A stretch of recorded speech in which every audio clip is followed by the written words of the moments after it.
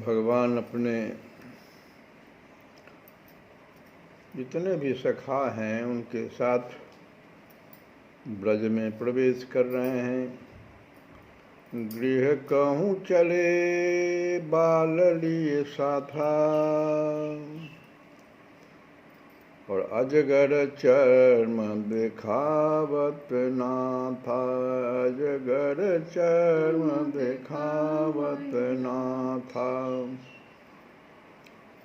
और ब्रज प्रवेश के समय उनके महामरकत श्याम श्री अंगों की निराली शोभा, उनकी विविध रसमयी चेष्टाएं और ब्रज पुरंदरियों की प्रतीक्षा बस देखते ही बनती है।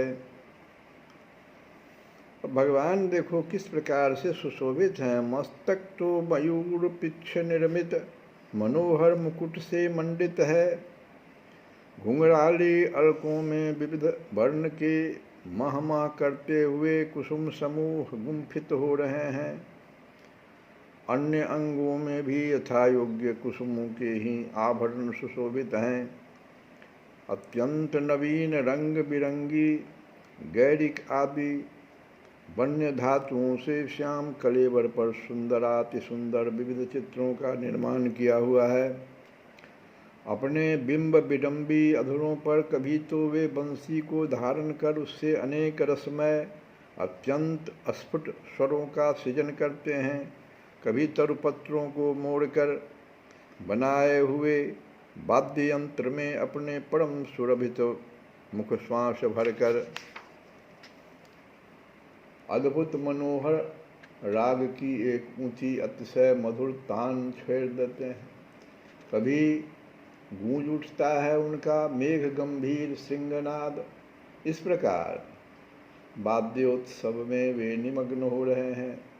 उनकी वह सखा मंडली परमानंद में डूब रही है। प्रत्येक शिशु अपने हितल के सुख को अवरुद्ध करने में असमर्थ होकर मधुर उच्च स्वर से उनकी ही पवित्र कीर्ति का गान कर रहा है। प्रत्येक के कंठ से ब्रजेंद्र नंदन की ही प्रशंसा के गीत झर रहे हैं। सर्वथा अपनी ही प्रतिभा से रचित एवं तालबंध के साथ गाए हुए उन मधुर गीतों में एकमात्र भरा है नंद नंदन के सुयस का वर्णन।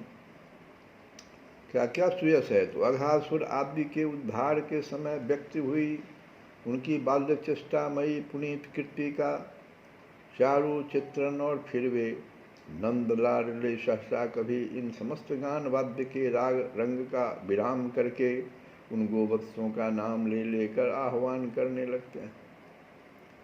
इस अद्भुत गान वाद्य के उत्सव सुख से विभोर विह्वल उच्छृंखल हुई अपार गोवत्स राशि को संजत करने लगते हैं।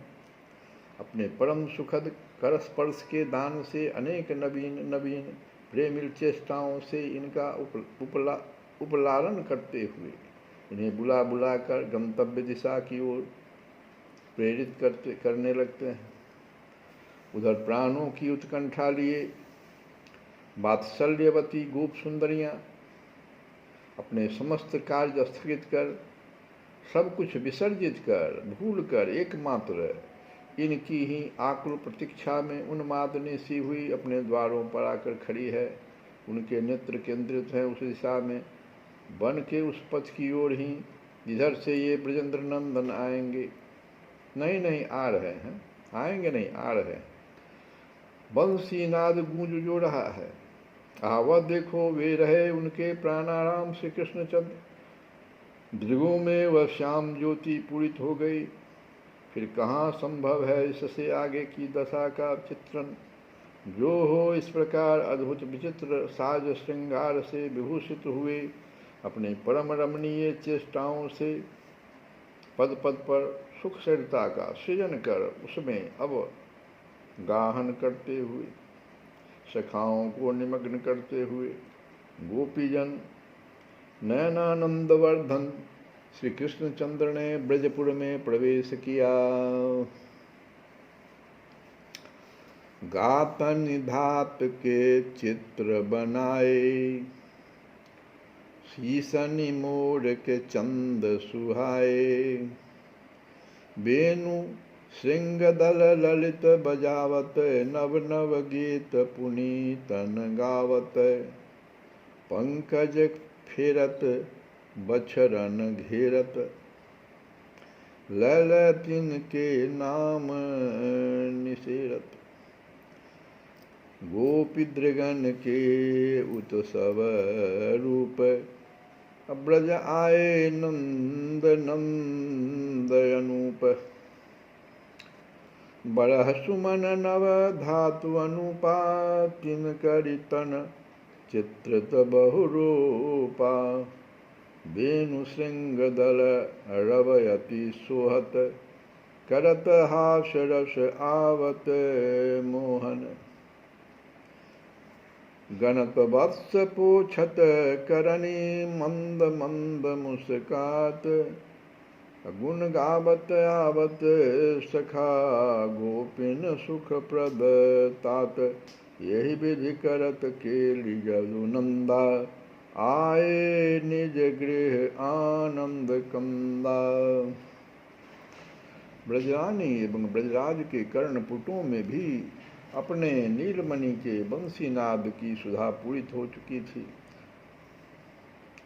दोनों पर ही उसका उन्मादी प्रभाव व्यक्त हो चुका था।